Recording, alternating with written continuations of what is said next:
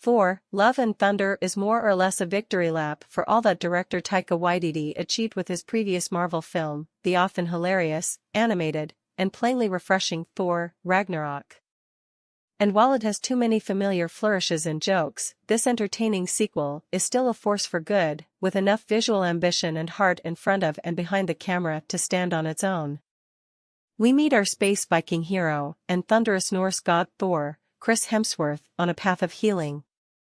Going from dad bod to god bod, to quote Waititi's voiceover recap, delivered by his still charming rock-bodied softy character Korg, Thor has lost the gut he had in Avengers Endgame, and the people of Asgard have settled into a port town called New Asgard after their home realm was trashed in Thor, Ragnarok. Their leader, the charismatic King Valkyrie, Tessa Thompson, has helped them acclimate to life on Earth, which includes being a tourist attraction. With the assistance from the Guardians of the Galaxy and a brief appearance, Thor gets back into world-saving shape, and in a Guns N' Roses accompanied moment in the beginning, he unleashes stylized, high-flying slaughter a la mini scenes in Thor, Ragnarok, wielding his axe Stormbreaker. But he has no one to share the victory with, and for all of the hundreds of years Thor has lived, he is resigned to not finding true love. The film then reintroduces a more interesting hero in Jane Foster, Natalie Portman, Thor's past human love interest from the previous films during his more serious days. Now, she wields the restored pieces of Thor's hammer Mjolnir, turning into the mighty Thor with helmet and cape, but all with a price. Every time she uses the power, it takes away from her human capacity, which is all the more devastating given that we learn she is staged for cancer. Guys, if you want to watch full movie, then link is in description box. Free download. Thor, Love and Thunder thoughtfully reinstates Jane into the action, while giving some more depth to her relationship with Thor. In both her human and her heroic state, Portman's performance conveys why it's great to see Jane again. The adversary this time around is Gorr the God Butcher, a tortured character filled with vengeance who provides the shadows to the movie's endless moments of light. After the death of his daughter turns him into a non-believer, Gorr is chosen by a weapon called the Necrosword, and creates an army of shapeshifting black beasts to kill all gods, starting with the one who ignored his cries for help. Christian Bale is striking in the role, fluctuating between high and low voices, relishing the chance to brandish his sharp teeth.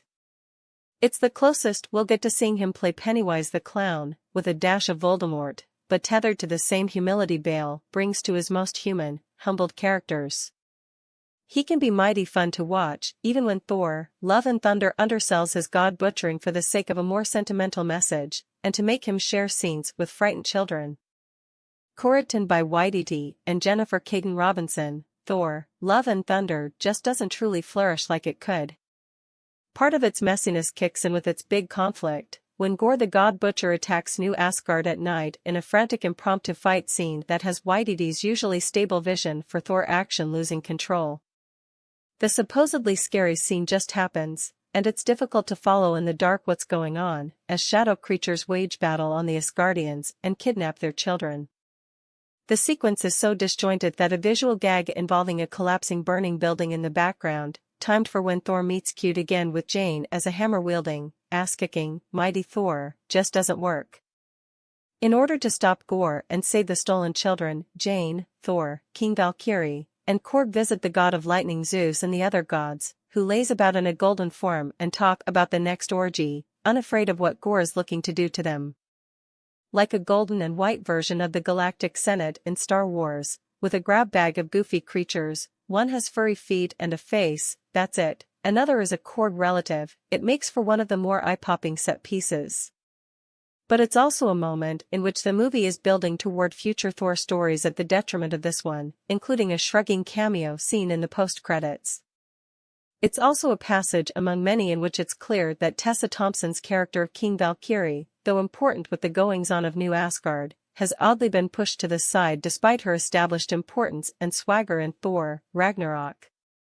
Thor, Love and Thunder flirts with when a callback story beat or joke is just playing the hits, the same way that there are a million Guns N' Roses nods and needle drops in this movie just because, and you're expected to headbang each time.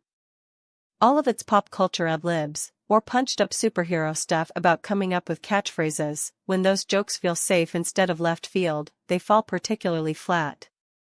Thor, Love and Thunder is a blockbuster comedy sequel at its core, and its weaker material reminds you of that even when it's still good for a sporadic laugh or two, lacking the overall freshness that defined the previous movie. Thor, Love and Thunder is better with its bolder, dramatic sequences that are like mini-movies about how love comes with the price of loss.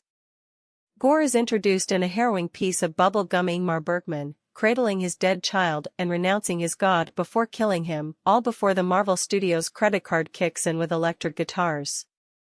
Later on, Waititi presents us the Jane and Thor romance, its coziness and later its isolation, as like a spin-off of his own quirky indie Eagle vs. Shark. It's very funny in some moments, but with a brutal honesty always in frame, especially as the two then see if love is salvageable in the current dwindling timeline. Along with Jane's striking cancer storyline, it's these heartfelt moments too that reveal the true motivators behind Thor, Love and Thunder, even if everything is later treated in too quaint, or too eagerly crowd-pleasing a fashion to hit as hard as they're clearly meant to. The biggest takeaway from Thor, Love and Thunder, aside from how Waititi really should get that Star Wars trilogy he's been teasing, involves his bold usage of color, visually and thematically. It's not just the eye-popping hues, which here include soldiers for Zeus who spew golden blood, or a bravura black and white fight sequence between Gore and Thor on a tiny color-draining planet that uses select flashes of blue light with great effect. It's that assured sense of tone that preaches how a movie can mix god-killing and kid-friendly crowd-pleasing moments with a gooey message about love. This sequel is not without its reservations, but Waititi continues to show just how unique these blockbusters can still be, provided their storytellers keep embracing some of their heaviest and funniest ideas. Thanks for watching. If you want to see more videos like this, then please subscribe our channel.